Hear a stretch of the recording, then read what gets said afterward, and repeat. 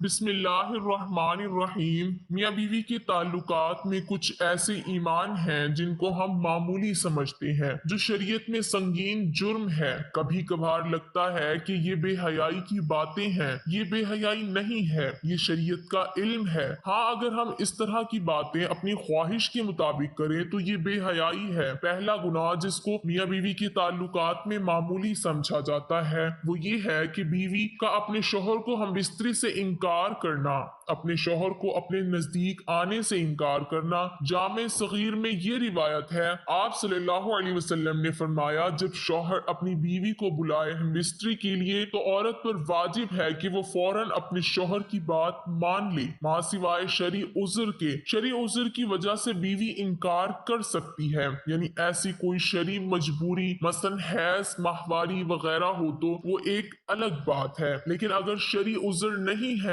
آپ صلی اللہ علیہ وسلم فرماتے ہیں کہ وہ عورت فوراً اپنے شوہر کی بات مان لے، خواہ وہ اونٹ کی وہ سیٹ جس پر بیٹھ کر سواری کی جاتی ہے اس پر ہی بیٹھا کیوں نہ بلا رہا ہو۔ اس معاملے کو خواتین جو بیویاں ہیں جو اپنے شوہر کو حق دینا چاہتی ہیں وہ اس بات کو مد نظر رکھیں کہ جب اس معاملے میں کوتاہی ہوتی ہے تو انسان دوسری جگہ اپنی خواہش پوری کرنے جاتا ہے، اور یہ بات پھر بیوی برداشت نہیں کر سکتی، اسی لیے شریعت نے اس معاملے کی اہمیت بیان کی ہے۔ دوسری روایت صحیح بخاری کی ہے، آپ صلی اللہ علیہ وسلم نے فرمایا، جب شوہر اپنی بیوی کو ہم بستری کے لیے بلائے اور بیوی انکار کر دے اور شوہر اپنی بیوی سے ناراضگی کی حالت میں سو جائے تو جب تک وہ ناراضگی کی حالت میں سوتا رہے گا فرشتے بیوی پر لعنت بھیجتے رہیں گے۔ دوسرا گناہ میاں بیوی کے تعلقات میں جس کو معمولی سمجھا جاتا ہے جبکہ شریعت میں اس کا اتنا سخت گناہ ہے وہ یہ ہے کہ عورت کا بغیر کسی عذر کے شوہر سے طلاق کا مطالبہ کرنا۔ صحیح جامع صغیرہ کی روایت ہے، آپ صلی اللہ علیہ وسلم نے فرمایا،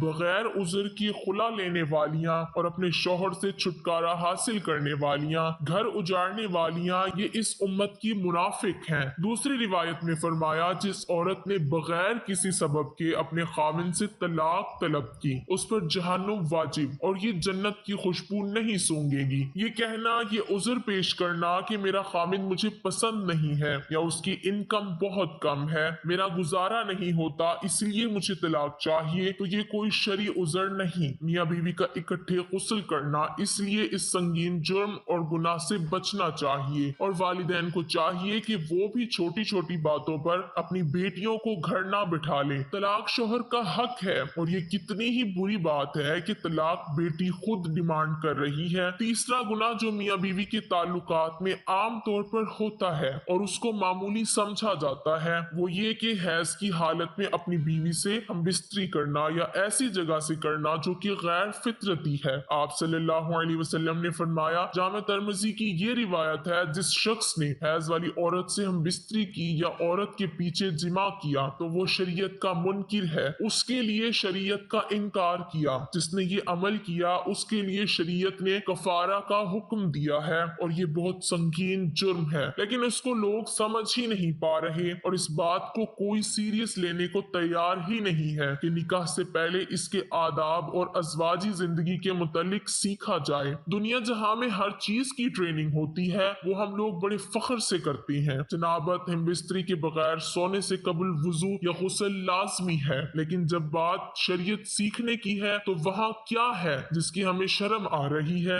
دنیا کی بے حیائی میں شرم نہیں آتی، لیکن شریعت سیکھتے ہوئے یا شریعت کی بات کرتے ہوئے ہمیں شرم آتی ہے۔ چوتھا گناہ میاں بیوی کے تعلقات میں جس کو معمولی سمجھا جاتا ہے وہ یہ ہے کہ کسی غیر محرم عورت سے ہاتھ ملانا، یہ بہت سخت گناہ ہے۔ نبی اکرم صلی اللہ علیہ وسلم نے فرمایا، جامع ترمذی کی روایت میں ہے، جب بھی کوئی آدمی کسی غیر محرم عورت کے ساتھ تنہائی میں ملتا ہے تو وہ دو نہیں ہوتے، تیسرا ان میں شیطان ہوتا ہے، اور آپ صلی اللہ علیہ وسلم نے فرمایا، تم میں سے کسی شخص کے لیے کیل لے کر اپنے سر میں ٹھوک لینا زیادہ بہتر ہے بجائے اس کے کہ وہ کسی غیر محرم عورت کو چھوئے۔ اور ہمارے ہاں یہ المیہ ہے کہ چھونا تو ایک معمولی بات ہے، یہاں تو پورا ہاتھ ملایا جاتا ہے۔ ایک بار ایک خاتون جس کو شریعت کا علم نہیں تھا وہ مدینہ آپ صلی اللہ علیہ وسلم سے بیعت لینے آئی اور آپ صلی اللہ علیہ وسلم کے آگے اپنا ہاتھ بڑھایا۔ آپ صلی اللہ علیہ وسلم نے فوراً اپنے ہاتھ پیچھے کر لیے اور فرمایا محمد صلی اللہ علیہ وسلم کسی عورت کے ننگے ہاتھ کو دیکھنا بھی پسند نہیں کرتے، اور آپ صلی اللہ علیہ وسلم نے اپنا چہرہ مبارک پھیر لیا۔ اللہ تعالیٰ سے دعا ہے کہ اللہ تعالیٰ ہمیں دین اور شریعت کو سمجھنے اور اس پر عمل کرنے کی توفیق عطا فرمائے، آمین۔